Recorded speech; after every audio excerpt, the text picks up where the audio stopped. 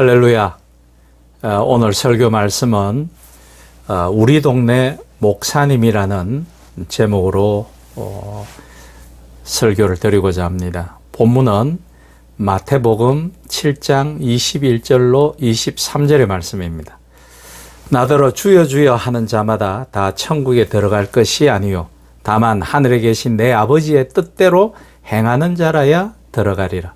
그날에 많은 사람이 나더러 이르되 주여 주여 우리가 주의 이름으로 선지자 노릇하며 주의 이름으로 귀신을 쫓아내며 주의 이름으로 많은 권능을 행하지 아니하였나이까 하리니 그때 내가 그들에게 밝히 말하되 내가 너희를 도무지 알지 못하니 불법을 행하는 자들아 내게서 떠나가라 하리라. 아멘. 오늘 설교의 제목은 시의 제목에서 빌려왔습니다. 그리고 오늘은 그 시를 중심으로 말씀을 좀 드리고자 합니다. 1960년생으로 1985년 동아일보 신춘문예의 안개로 등단해 1989년 이른 나이로 사망한 기영도 시인의 처음이자 그의 유고 시집인 입속에 검은 잎에 나오는 시 중 우리 동네 목사님이라는 제목의 시를 소개하며 말씀을 시작할까 합니다.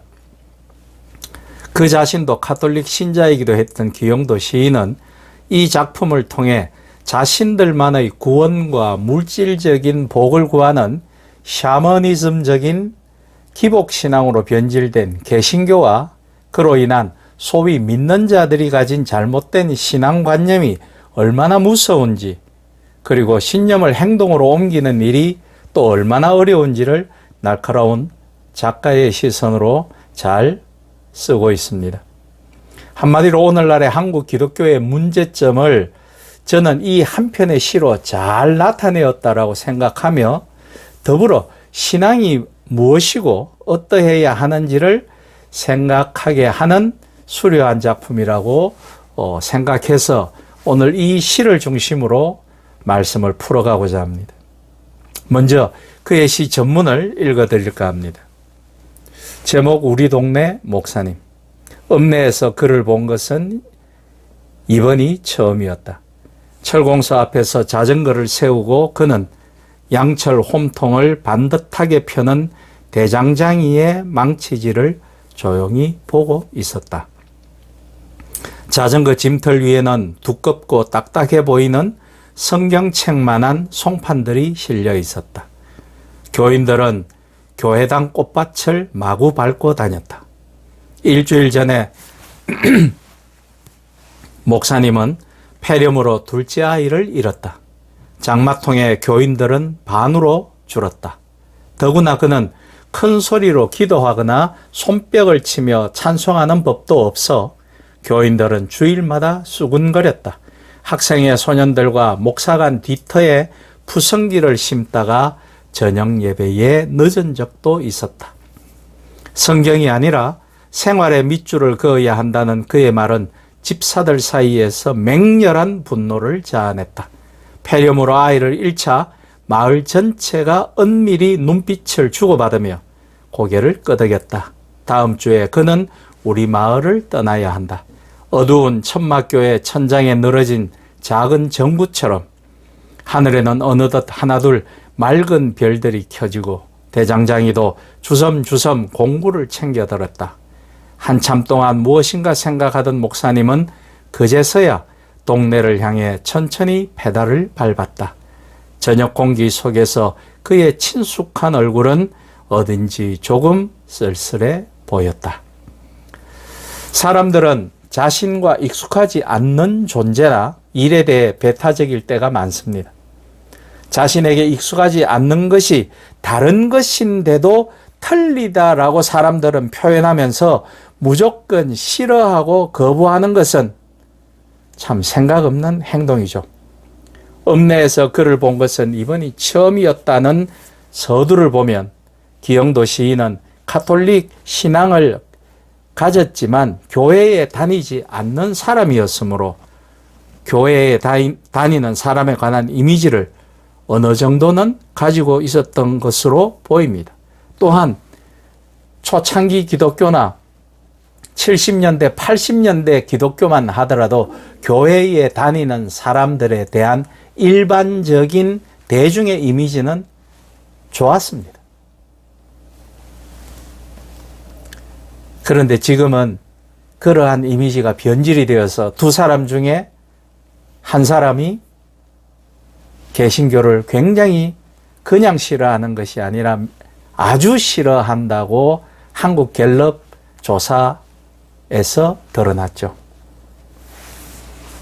자, 7번째 연을 보면 교인들은 교회당 꽃밭을 마구 밟고 다녔다라고 되어 있는데, 이는 입으로는 선한 것과 창조와 하나님의 질서를 이야기하지만 실상은 창조의 아름다움과 환경과 자연에 대한 말씀의 이해가 전혀 없는 우리나라 개신교에 대한 비판이 될 수도 있겠으며, 뿐만 아니라 우리나라 개신교는 개인의 구원과 발복 그리고 교회의 성장에 대해서는 그렇게 시간과 자원을 들여 노력하지만 그의 10분의 1조차도 진정한 하나님의 창조에 대한 감사와 이웃 사랑의 실천에 대한 가르침이나 행동들이 거의 없는 것이 사실입니다. 그에 대한 시적 비판은 아니었을까요? 8년 후반과 9년에서 장마통의 교인들은 반으로 줄었다라고 되어 있는데, 이것을 보면 우리들의 신앙이란 얼마나 뿌리가 약하고 이율배반적인지를 잘 표현하고 있습니다. 아주 작은 일에도, 그리고 집안일에나 가족을 우선으로, 그때의 믿음이나 예수 그리스도는 가족이나 집안 그리고 물질 다음이 되는 것이죠. 누가 아프면 교회에 오지 않습니다. 집에 어떤 일이 생기면 교회에 나오지 않습니다. 그러한 얇은 믿음들. 이어지는 10연과 11연에 더구나 그는 큰 소리로 기도하거나 손뼉을 치며 찬송하는 법도 없어 교인들은 주일마다 수근거렸다 해서 보면 남에게 보여주는 믿음, 예수님이 그토록 싫어하시는 외식하는 신앙행위, 샤머니즘적 신앙에 기인한 집단 무의식의 찬양이나 기도가 한국 기독교를 극히 현실주의적인 발복을 비는 기복 종교로 변질된 것을 아프게 지적하고 있는 듯도 합니다.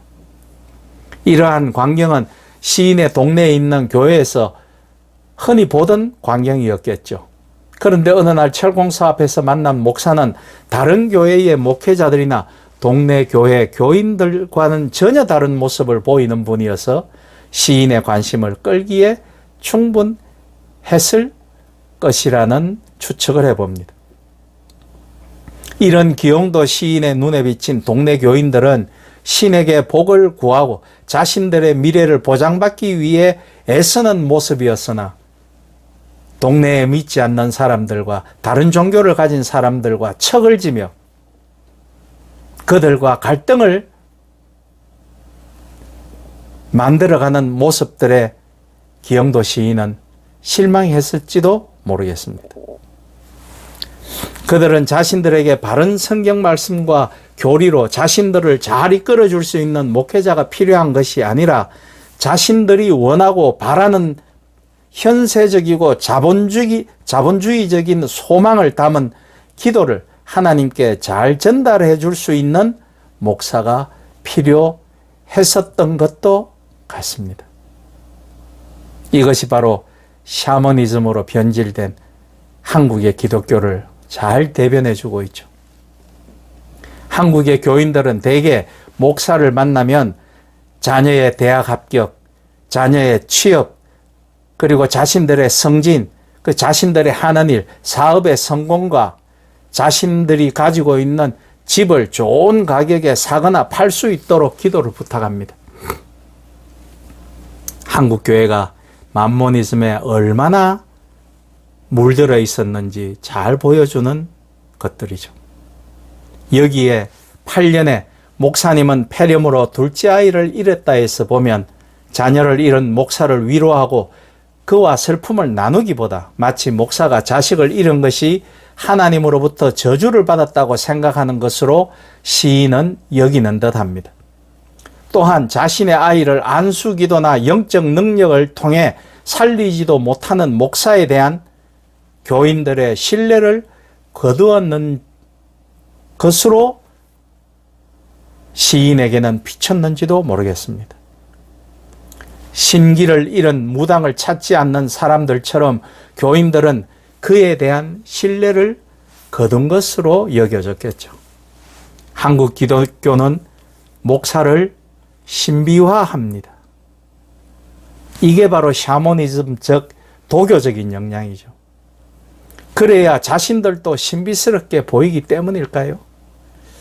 목사는 하나님이 내신다고 합니다. 아닙니다.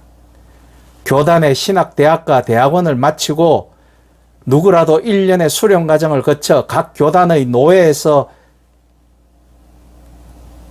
안수를 받으면 누구나 목사의 자격을 얻습니다. 뿐만 아닙니다.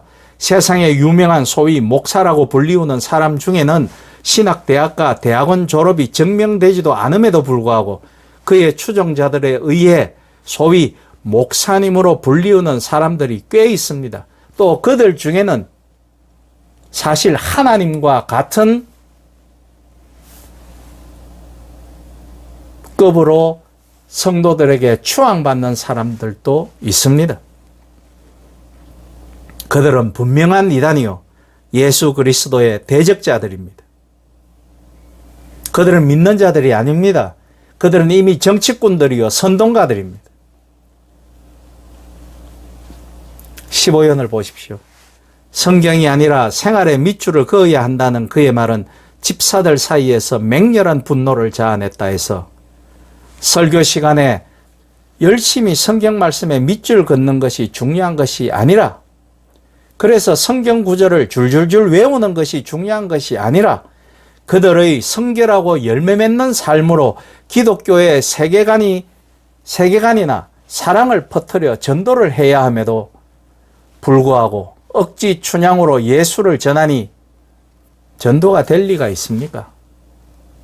그들에겐 예수의 삶을 닮아가는 생활은 중요하지 않습니다. 이웃에게 사랑을 실천하는 모습은 더욱 필요 없는 행위였습니다. 그저 자기 삶에 축복이 임하기만을, 자기가 잘 사라지기를 바랄 뿐이었죠. 기독교는 사상과 실천이 마치 형이상학과 형이하학으로 이분법적으로 분리된, 그래서 고등한 차원과 열등한 차원으로 나눠진 그런 체계의 종교가 아닙니다. 암과 실천이 유기적으로 통합하여 하나의 온전한 전체를 이루고 합당한 열매를 맺도록 되어 있는 그런 체계입니다. 교리의 적용은 단순히 이론을 실행하는 것이 아니라 하나님의 명령을 합당하게 준행하는 것입니다. 단순히 보물 지도를 손에 쥐고 있는 것이 아니라 보물을 찾아내어 그 가치를 향유하여 삶의 질과 수준을 바꾸는 것입니다. 하나님의 능력, 그것이 바로 나의 삶을 채우고 내 삶을 변혁시키고 그 능력이 나의 가정과 교회와 내 주변 세상으로 흘러나가게 하는 것, 그것이 기독교입니다. 아무리 경건한 말도 도움의 손길만은 못하다라는 말이 있습니다. 사람은 아플 때 찾아와 주고, 배고플 때 먹을 것을 주고, 길을 잃었을 때 길을 가르쳐 주고, 외로울 때 말벗이 되어주고, 울 때 함께 울어주고, 상처받았을 때 안아주는 사람에게서 감격 어린 고마움을 느끼는 법입니다. 지난주 설교 때 제가 드린 말씀입니다. 가서 너도 이와 같이 하라고 주님께서 명하셨기 때문이죠. 단순하게 같이 울어주는 것이 아니라 그를 위로하고 그에게 도움이 될 수 있다면 우리의 자원을 나누어 쓸 줄 알아야 된다는 말씀입니다. 변화를 거부하는 교인들로 가득 찬 교회에서 떠나야 할 사람은 목사님이었습니다. 집사들의 계략이 시의 행간을 채웁니다. 폐렴으로 아이를 잃자 마을 전체가 엄밀히 눈빛을 주고받으며 고개를 끄덕였다. 다음 주에 그는 우리 마을을 떠나야 한다는 내용에서 그들은 이미 새로운 목사를 세우려고 마음을 먹고 있고 기득권을 누리며 편안하게 신앙생활을 하고자 하는 신자들의 계략이 성공하였음을 알 수 있습니다. 여기서 예수 대신 바라바를 선택한 유대인의 모습이 겹쳐집니다. 기영도 시인이 마지막으로 쓸쓸한 목사의 얼굴로 표현하고자 했던 것은 커다란 벽에 가로막혀 떠나야 하는 한 인간의 모습이라기보다는 고정관념을 깨지 못하고 올바른 진리의 외침을 외면한 채 복타령이나 일삼는 사이비 교인들을 향한 애통함이 아니었을까요? 목회 세습과 기복신앙의 마법으로 초월적인 힘을 누리는 이 시대의 목사들을 보고 기영도 시인이 다시 작품을 쓴다면 어떤 얘기를 하고 싶어 할지 가만히 묵상하며 귀를 기울여 봅니다. 오늘 이 말씀이 각자 설교를 들으시는 믿는 분들에게 믿음으로, 은혜로 가슴에 각인되어 예수님의 사랑을 실천하는 믿음의 사람으로 한국 교회와 여러분과 제가 세상에 진정한 희망이 될 수 있기를 예수 그리스도의 이름으로 부탁드립니다. 아멘.